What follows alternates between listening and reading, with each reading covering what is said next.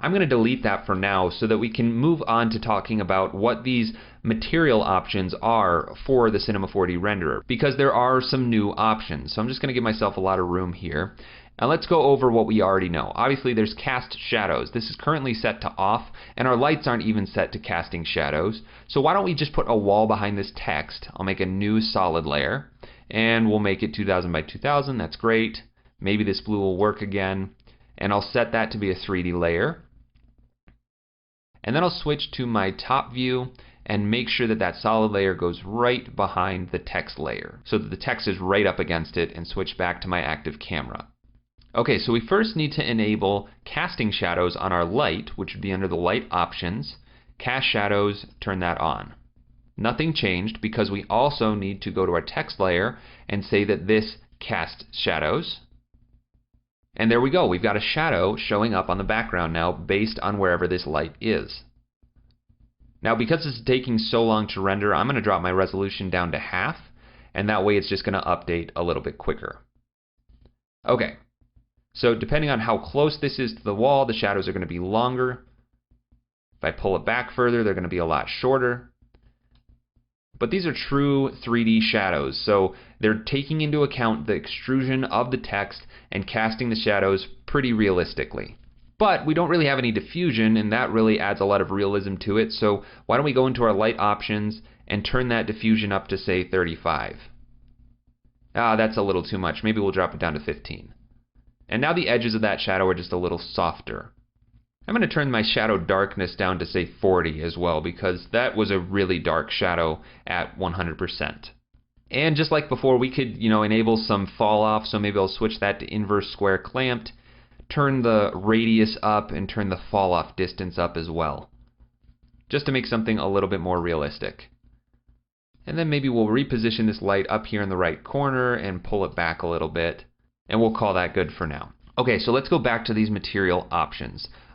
We've got cast shadows on, we've got accept shadows, and lights turned on. Then we have this option that says appears in reflections. Well, in order for something to appear in a reflection, you have to have a reflection, right? So let's take this layer, this wall layer, I'll rename this wall, and go into the material options for it, and let's figure out how to make this reflective. Well, down at the bottom we have reflection intensity, sharpness, and roll off. Intensity is all the way down to 0 right now. What if I turn this up to 100?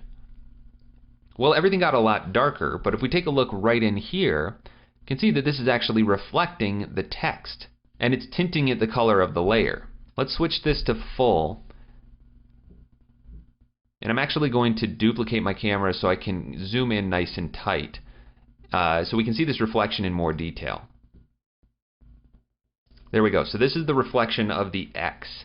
If I go back to that wall layer and I turn the reflection sharpness down to, say, 50%, then that reflection, after this renders, you can see is going to be more blurry the further away the object is from that surface.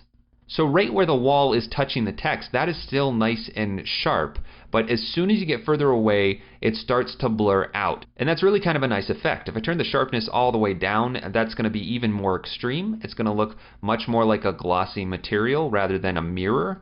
But you have the ability to control how blurry or sharp that reflection is. Lastly, we have the reflection roll-off, and if I turn this up to 50, what you're going to see is that in the same way that the blurriness gets stronger the further away the object is from the surface, the roll-off is allowing that reflection to get dimmer or less noticeable. So if I turn that roll-off really far up, the reflection is pretty much going to disappear for the parts of the object that are further away from that material.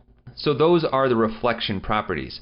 What happens if we do that to the text? What if we turn that reflection intensity all the way up to 100? Well, it takes a while to render for one, as you can see, but now all of the surfaces of this text are reflecting. So we're seeing something that looks very metallic. If I turn the second camera off so we get back out to this wider view, it's a little less noticeable, but there are reflections happening on every one of the surfaces of this text. And if I back this up to maybe right in the middle of our animation, where some of the text is closer to the camera, you can really see that this is absolutely reflecting everything else in the scene. But why did everything get so dark? Well, it's because, like just in the real world, reflections are basically mirrors of what's in the environment around it. And in After Effects, all we have in our scene is the text, the wall, and then the two lights, the point light and the ambient light. So there's nothing for this text to be reflecting from our point of view. If you imagine this space in a real 3D space, behind this camera, there's nothing. It's a black void, so there's nothing for After Effects to reflect. That's where environment layers come into play in the Cinema 4D renderer. And basically anything can be an environment layer inside of After Effects, but there are these images called HDRI maps, or environment maps, that are designed specifically for generating reflection environments for 3D software. And there's this website called HDRI Haven, where there's a huge library of HDRIs that are completely free to use. So head over to hdrihaven.com and come to the HDRIs tab. There are lots of different categories to pick from. Some of my favorite are the studio setups, because they're made with real studios and studio lights. Now, these images look really weird, but what they are is a full 360-degree panorama of a room taken with really high-quality cameras that actually capture the light information in the scene so that they can more accurately reproduce lighting inside of 3D software. And what all these spheres are at the bottom of all these previews is basically showing you what this environment looks like on a sphere that's kind of like made of glass and see-through, one that's kind of made of a matte material with no real reflections, one that's like a mirror sphere, like a chrome ball, and then one that's more like a plastic that has a color to it but also has reflections. So it's just giving you a preview of what these environments are going to look like before you even try to apply them to your scenes. There's also plenty of outdoor scenes, so you can just browse all of these categories and choose something that looks fun to you. So why don't we just try this one right here? That's this nice green grass park. I'll click on that. And like I said, these are completely free to download and use. And they're all very, very high resolution, but you really don't need to go extremely high. This one image is 375 megabytes. That's going to take forever to render inside of After Effects. Honestly, you probably don't need to go above 2K. You could probably even get away with 1K. So just for render times, I'm going to choose the 1K version and then go back into After Effects. I need to import that HDRI into After Effects just like any other layer. So I double-clicked in my project panel and I'll go to that HDR file, and I don't need to create a composition for this. I'll click Open. And now I just need to bring this into the composition that I want it to show up in. It doesn't really matter where it is because we're not going to actually see it. I'm going to right-click on this layer instead and come down to Environment Layer. And that's going to disable the visibility of the layer.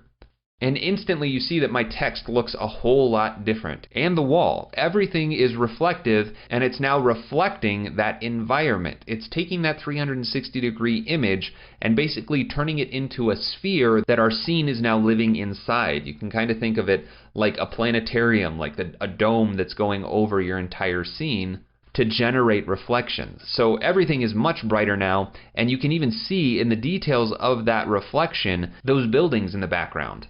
Okay, so this drastically changes everything, including the color. It's taking that blue sky and the green grass and applying those colors to our scene.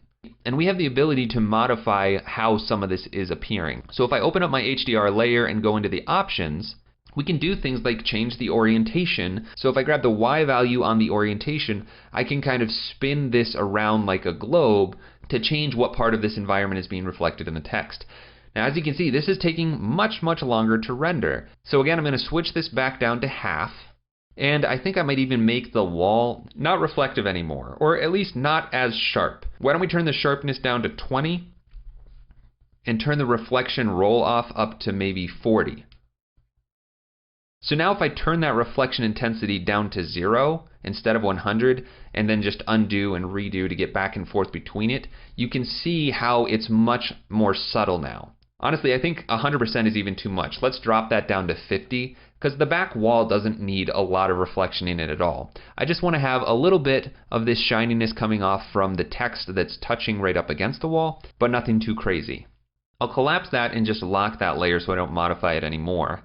And now let's modify our material options a little more. Let's start with the reflection. First of all, I think the reflection intensity is too high. So let's just turn that down to maybe 65. And turn the reflection sharpness way down as well, maybe 25. Now we can't see all those little details in the reflection like those buildings, but the environment is still illuminating the front of the text. We're getting some reflection of color in there. I think the reflection roll-off is fine at 0%, but let's take a look at the other settings. Some of these are already familiar, like the ambient. This again is just going to determine how much influence the ambient lights in our scene affect it. So if I turn it all the way down, it's just going to get darker. I don't want that because I like how it was filling in these gaps between text, so let me undo that. Then we have the diffuse, which determines how much of the color that we've applied to it is influencing the way that it looks. So if I turn the diffuse all the way up, it's going to get a little bit more yellow, a little bit brighter. I'll undo that as well. Then we have the specular intensity. Again, this is based on where your light is on the text layer. It makes that specularity more or less intense. And then the specular shininess, which shapes that a little bit more, as well as the metal property, which also modifies how the colors are being blended with that specularity. All of these things are identical to the way that we were working with the classic renderer. It just now works with actual 3D geometry instead of just flat 2D layers. All right, so let me undo those last couple of settings. So we're back to the way that the text looked before.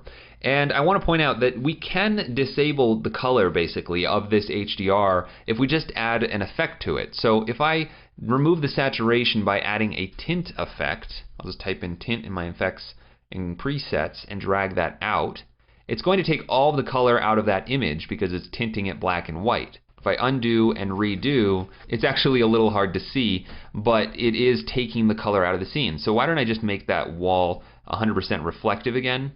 Take the sharpness all the way up to 100 and turn that roll-off off. So it's basically a mirror. And you can see that with that tint on, there's no color. And with the tint off, those colors come back in. So if you want to basically just lower the influence that the colors of your environment have on the entire scene, just add a tint to it. And you don't have to do it 100%. You could dial it back to maybe 40% so that you're still getting a little bit of those colors, but they're just not as intense as if it was full color.